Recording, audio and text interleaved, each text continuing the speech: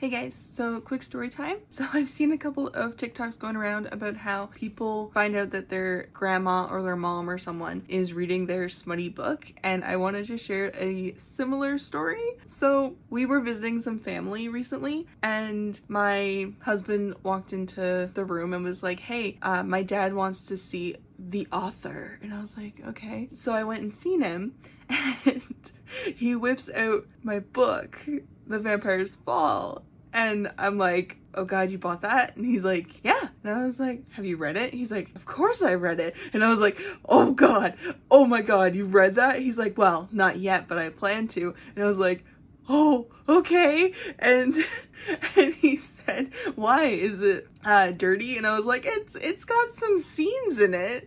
And he's like, well, now I definitely have to read it. And then he gives it to me and I sign it and I give it back. And his sister is there and she's like, oh, Liz, did you bring books? And I was like, oh no, more people are gonna buy my book. I don't know why the thought of family members buying my book is so weird, but it just is. I'm scared.